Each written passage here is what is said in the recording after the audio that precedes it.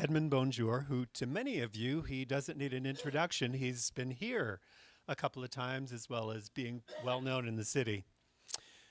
Edmond is here as the director of the Oklahoma Agricultural Leadership Program, OALP, for OSU Extension. And his boss is here also, Demona. So we're honored today. He's also a senior extension specialist for stored products in the Department of Entomology and Plant Pathology. I think he probably knows more about bugs than anyone else in the room. If not, I'm amazed and I'd like to meet that person. Edmond got his BA in biology and mathematics at Wartburg College in Iowa, and then his Master of Science in, again, entomology, bugs, at OSU.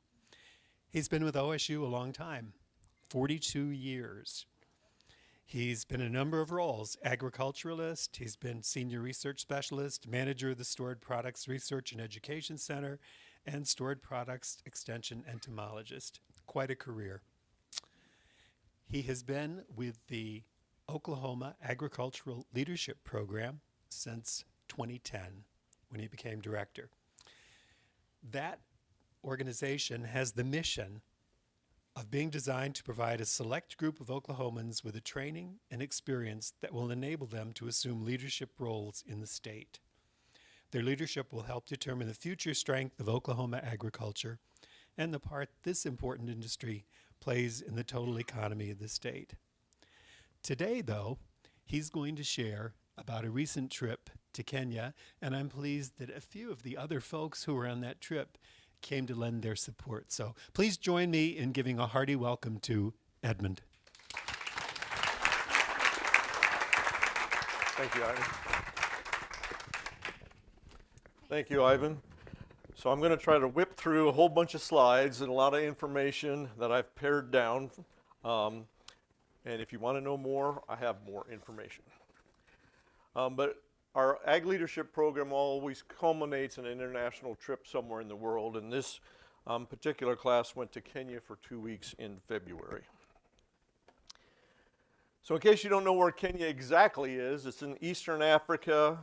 The upper right-hand corner shows you the outline of the country, and so we were only in a little kind of a bullseye part of Kenya, and in the lower right-hand picture you can see the loop that we took in the agricultural region. So we started at that southern point and went counterclockwise around because that's the agricultural area. This is how we traveled. There were 30 of us in a 30-passenger bus that didn't have enough luggage storage underneath. So we're sitting on luggage, it's in the aisles. But the most critical part of this whole picture is our bus driver, William.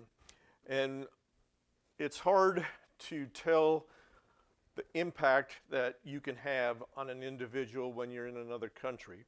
But William, we always collect tips for both the tour guide and the bus driver. And William was an exceptional bus driver. We collected a tip for him that amounted to essentially $765. A few months later, that lower picture on the right, he sent to me, because with that $765, he was able to build his 91-year-old mother a home. And he still, at that time, he had the concrete floor to put in and some windows to put in, but otherwise the structure was built and she was living in it. So that's the impact that we can have on other individuals. So now to start the agricultural tour. Karamani Estate it was initially a large farm, and then Mike, the gentleman that gave us the tour, inherited 1,300 acres. He ultimately gave or sold 800 of those acres back to the native population, and so that gave him a remainder of about 500 acres. And currently they're growing 45 acres of avocados. They harvest their avocados in June through August, and their largest yield has been 400 tons of avocados from that space. And in the lower right-hand corner, you can see that fenced-off area. They were literally just starting to plant 5 acres of habanero chilies that day that we were there. It was a new adventure for them.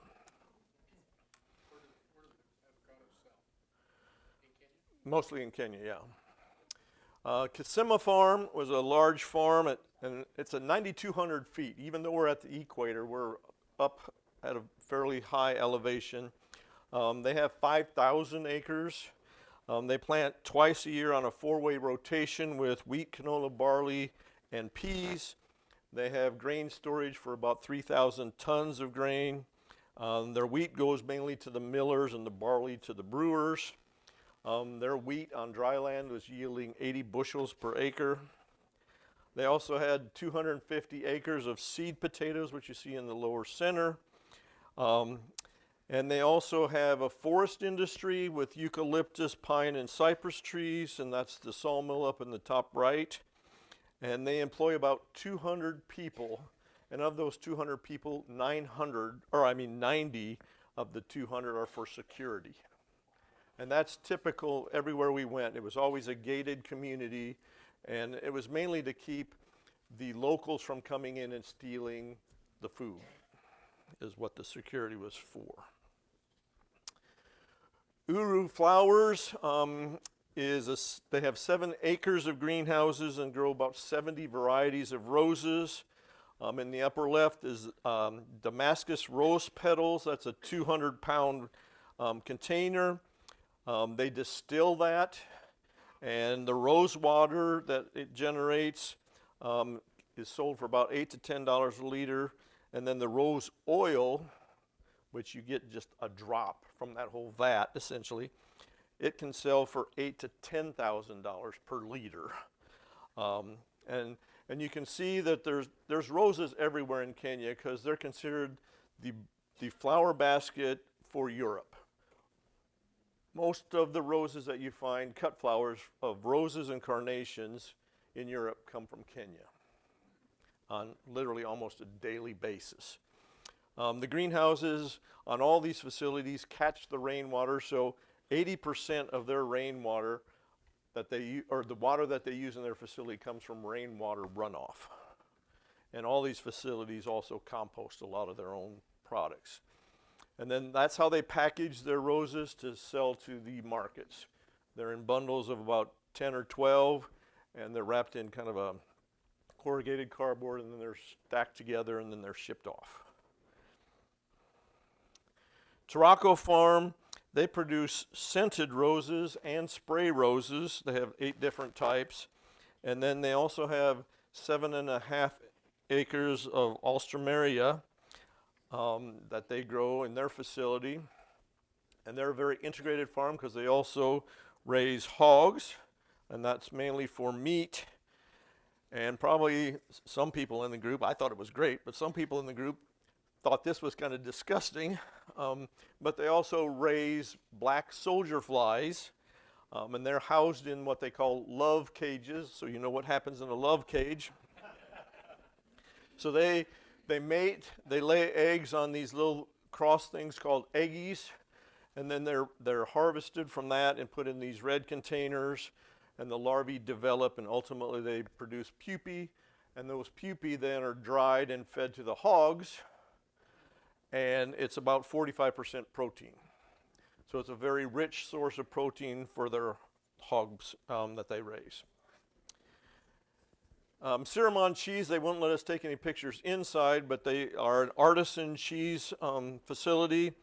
Milk comes from about 1,000 different producers. They use about 40,000 gallons of milk annually. The cheese was very good. We did get to sample it. And then the waste whey goes back to the pig farm. So they don't waste anything in Kenya. El Karama is a 15,000 acre conservation conservancy that does sustainable agriculture with livestock and the wild animals together. It's a very unique system. That top cattle is a Sahiwal cattle, which are used for beef and milk, and the ones in the lower left are Fleckvey cattle that are used for dairy. They have about 1,200 head of cattle. They also raise Dorper sheep, about 500 head, and they're used for meat in the local market.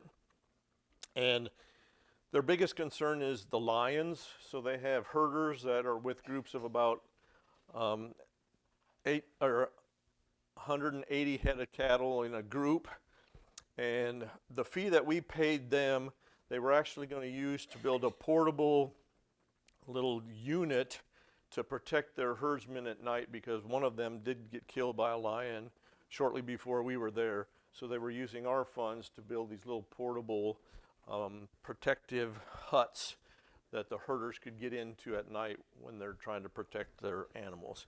The sheep, especially the lambs, are always kept in those triangular pens, because if you know anything about sheep, they're not the smartest animal in the world. And so they're protected all the time, and then the sheep are penned at night. Those devices on the right are beehives. So they have a different structure of beehives than we do in the United States, but they're very effective, and they didn't really talk about them, but I saw the picture, so I had to go get them. And then these are the wild animals that they have on this conservation facility. They have both the plains and Gravy's zebra, impala in the top center, elephants, lion, ostriches, and in the lower right, that's a termite mound. As an entomologist, I gotta go throw insects in there every once in a while.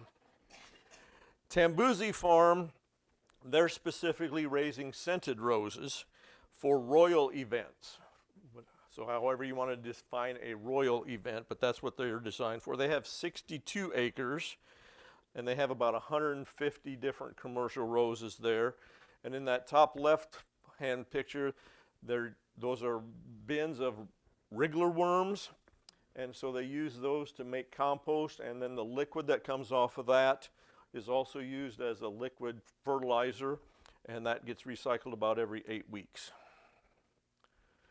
And there you can see that they're processing, and they have a factory where they cut them all to the same length. Again, they catch all the rainwater and recycle it back into their facilities. Highland Castle Farms is a hog farm. They have about 62 sows and 2 boars of large white and Duroc. They average about 10 piglets per sow. They just established farrowing pens just before we got there.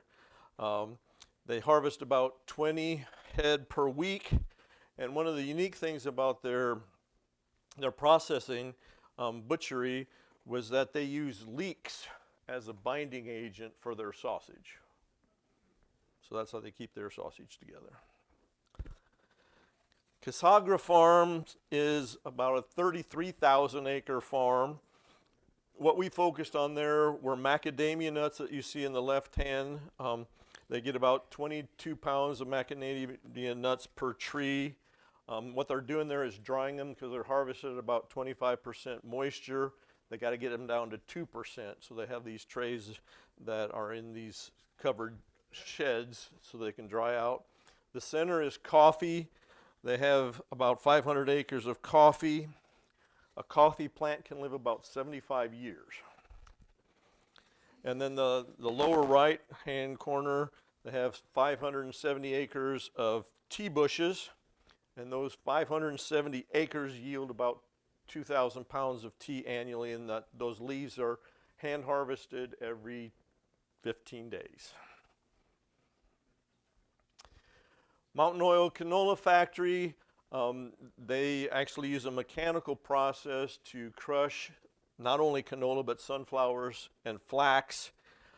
They receive about 50 tons of canola per day, which yields 20 tons, so they're about 40% oil in that little bitty seed that you can see in the bottom center where it's labeled. They look like little BBs, but 40% of that seed is oil.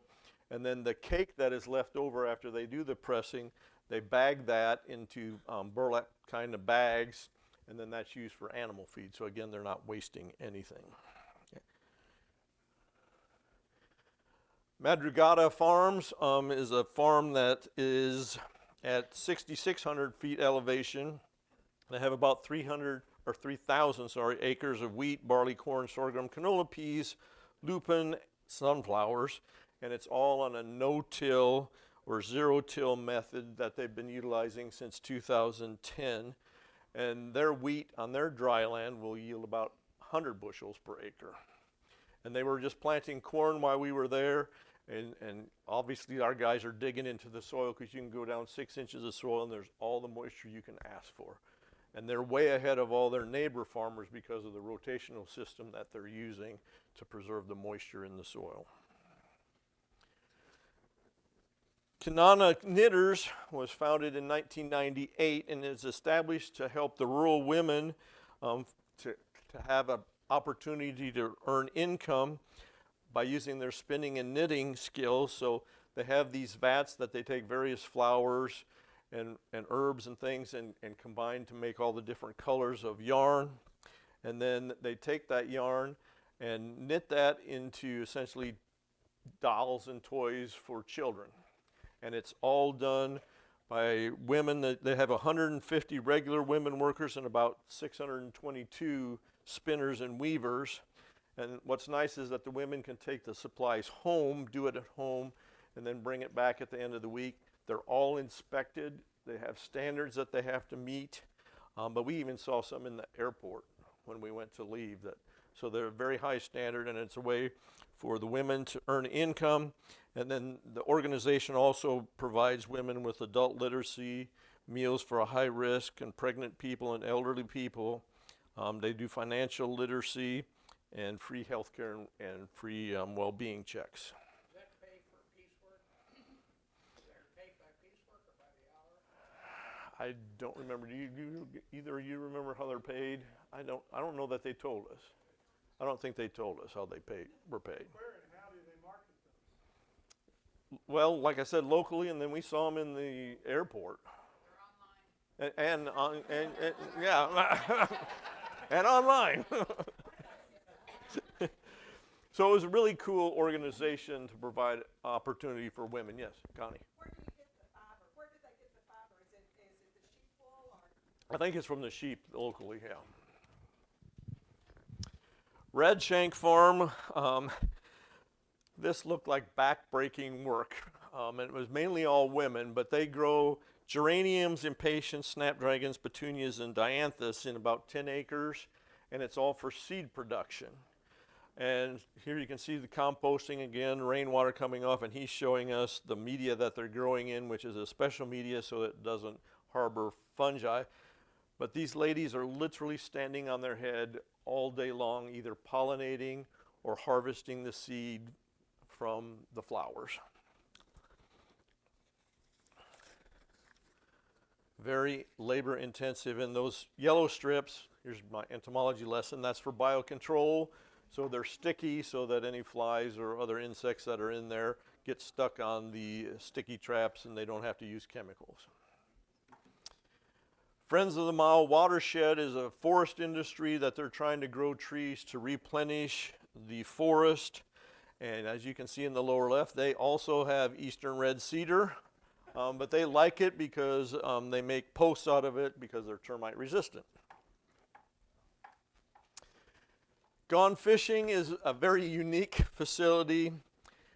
If you don't know this, this is your trivia for the day, but Kenya is the leading producer of fishing flies in the world.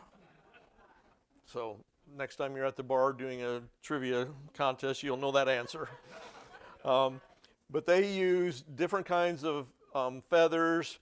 They have the book in the lower right-hand corner is literally about 3 inches thick of all the recipes for all the different kinds of feathers and the dyes and the temperatures and the length to get the right colors, because that's what they're producing.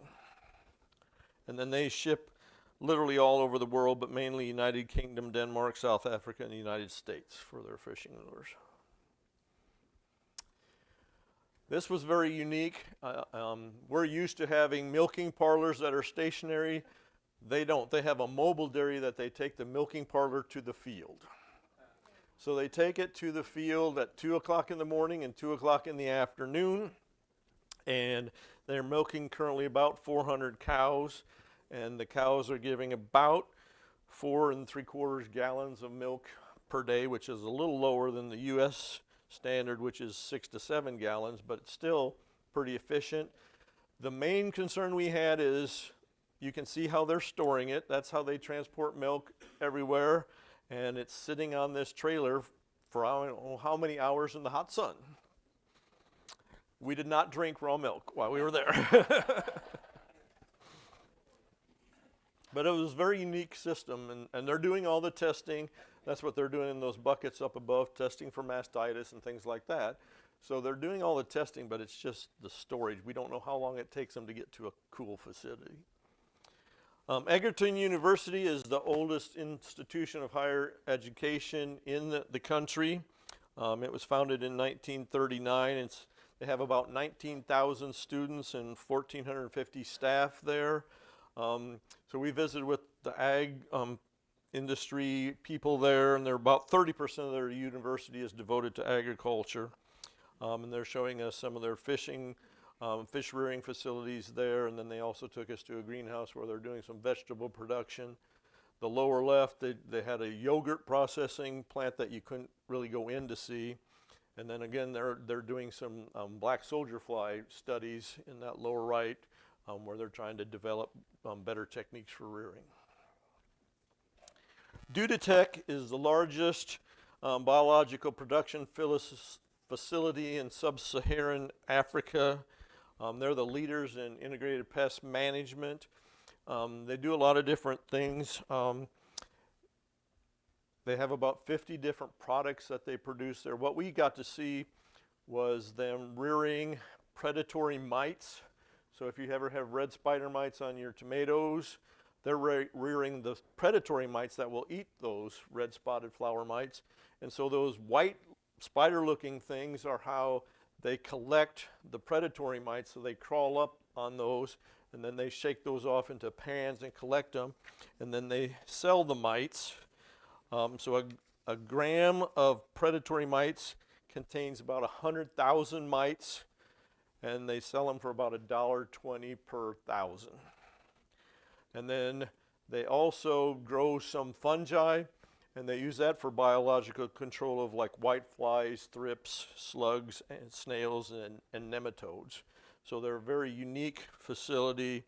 They have about 45 acres of greenhouses at their facility. Ecoscape Sanctuary, we concentrated mainly on their organic vegetable production. They have 20 acres of that. That first picture, that pit is where they will burn all their disease-infected plants so that they don't spread that. They don't want to compost it because of fear of progressing that into use. And so they have these pits that they burn it. But they use that. They have the screenings for covering plants. They do successional planting. The upper right hand is onions in the foreground.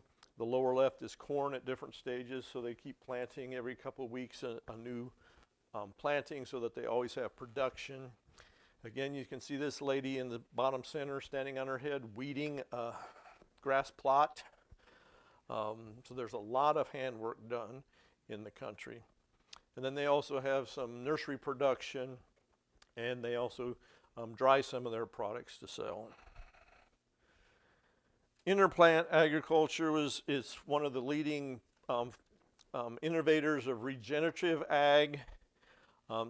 They also do some rose studies. So in Holland, they start with about 1.5 million rose seeds, and by the end of the time that gets all culled down, they might get 10 to 15 varieties that will be released from that initial 1.5 million seeds.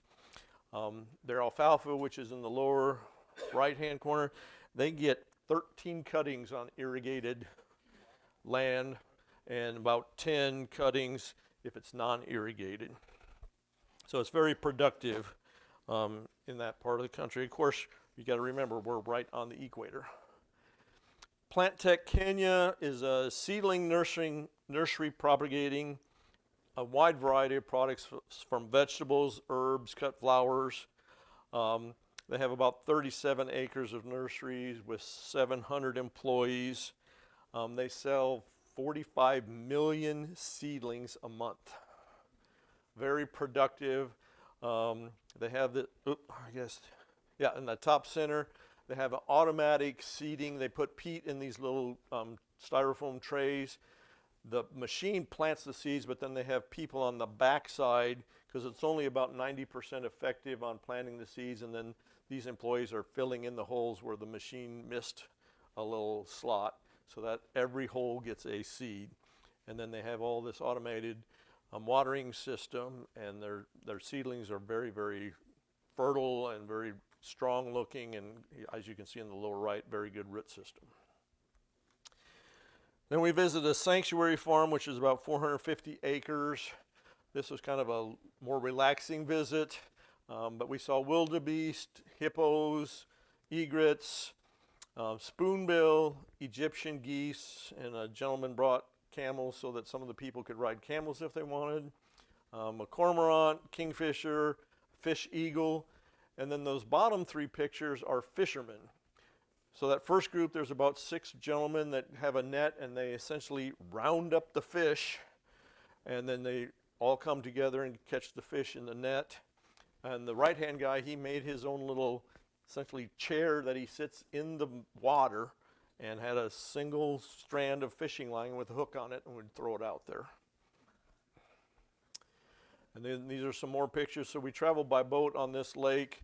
Another hippo, giraffe in the water, a bush buck, and then pelicans. We always try to do a community service project when we go, not only domestically, nationally, and internationally.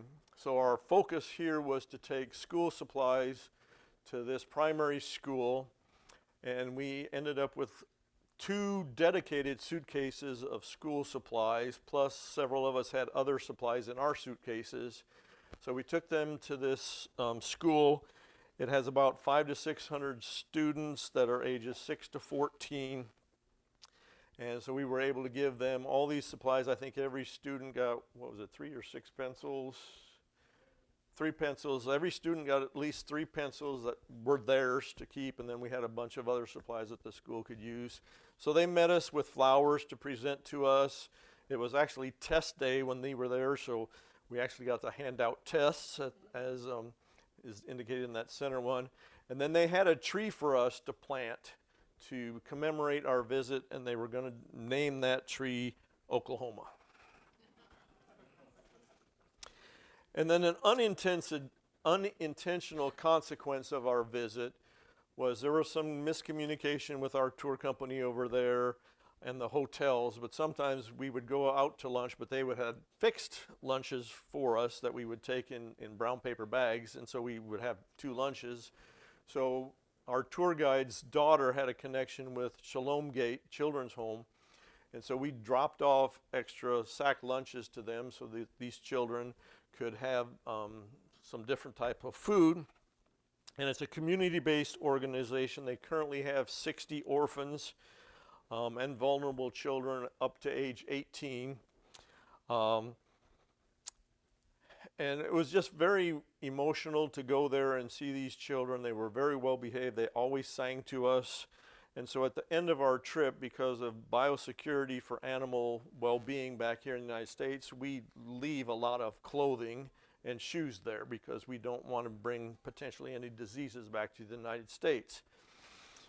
And so we not only left them clothes and shoes, but also toiletry items and extra snacks that we had. And I think if you probably put it all together, I would say we had 2 huge garbage bags full of supplies that as we were headed to the airport, we stopped there again and donated all that material and items to the orphanage. And they were going to use it for the children if they could, and if they couldn't, they literally have a store right next to them that they sell supplies. And so they could use the money that they would, if we had too big of shoes or whatever, or clothes that were obviously much too big for the children, that they could sell that to the public and then use that money again to help the school. Very dedicated lady. She's the lady in the top there is the one that established it back in 1998, and it's still going strong. So that's all I have for you, and if you have any questions, I have a lot more information. We've but got I tried time to for a pare this couple of down. questions. I know, it's hard. I'm exhausted, and I didn't go on your trip. Meredith? I lived in East Africa for lots of years, and I never saw an avocado. Is that a new thing for them? I don't believe so. They've been growing avocados for quite a while at this farm. Yeah. Yeah. Oh, okay. Edmond, how do you pick where you're going to go? It's a long, involved process.